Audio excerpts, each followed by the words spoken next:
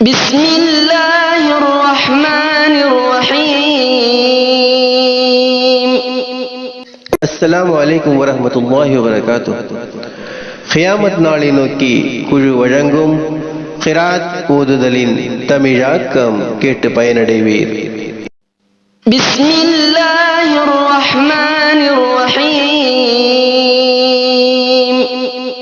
لعن الذين كفروا من بني إسرائيل على لسان داود وعيسى بن مريم ذلك بما عصوا وكانوا يعتدون.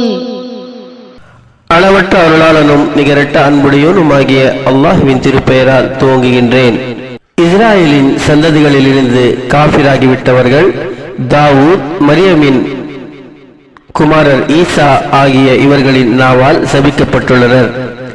ஏனென்றால் அவர்கள் இறைவன் கட்டளைக்கு மாறு செய்து கொண்டும் வரம்பு மீறி நடந்து கொண்டும் இருந்தார்கள். كانوا لا يتناهون عن منكر فعلوه لبئس ما كانوا يفعلون.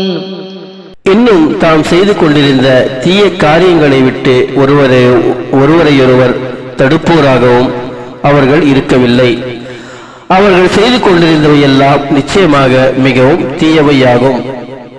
ترى كثيرا منهم يتولون الذين كفروا لبئس ما قدمت لهم أنفسهم أن سخط الله عليهم وفي العذاب هم خالدون. நபியே, அவர்களில் அநேகர் காஃபிர்களையே உற்ற நண்பர்களாக கொண்டிருப்பதை நீர் காண்பீர். அவர்கள் தமக்காக முற்கூட்டி அனுப்பி வைத்தது நிச்சயமாக கெட்டதேயாகும். ஏனெனில் அல்லாஹ்வின் கோபம் அவர்கள் மீதுள்ளது. மேலும் வேதனையில் அவர்கள் என்றென்றும் தங்கியிருப்பார்கள். وَلَوْ كَانُوا يُؤْمِنُونَ بِاللَّهِ وَالنَّبِيِّ وَمَا أُنزِلَ إِلَيْهِ مَا اتَّخَذُوهُمْ أَوْلِيَاءَ وَلَكِنَّ كَثِيرًا مِنْهُمْ فَاسِقُونَ.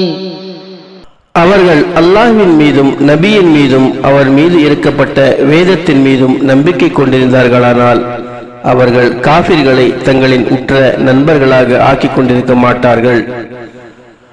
ஆனால் அவர்களில் அநேகர் பாவிகளாகவே இருக்கின்றனர்.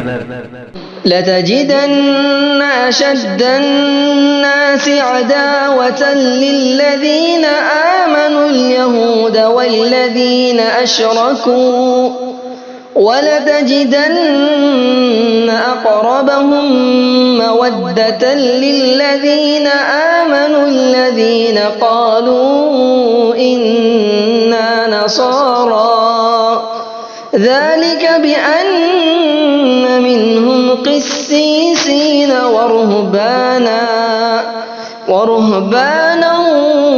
وَأَنَّهُمْ لَا يَسْتَكْبِرُونَ. நிச்சயமாக யூதர்களையும் இணை வைப்பவர்களையும் மூமின்களுக்கு கடும் பகைவர்களாகவே நபியே நீர் காண்பீர். நிச்சயமாக நாங்கள் கிறிஸ்தவர்களாக இருக்கின்றோம் என்று சொல்பவர்களை மூமின்களுக்கு நேசத்தால் மிகவும் நெருங்கியவர்களாக நபியே நீர் காண்பீர். ஏனென்றால் அவர்களில் கற்றறிந்த குருமார்களும் துறவிகளும் இருக்கின்றனர். மேலும் அவர்கள் இருமாப்பு கொள்வதும் இல்லை. அல் குர்ஆன் சூரத்துல் மாயிதா வசனங்கள் 78 முதல் 82 வரை.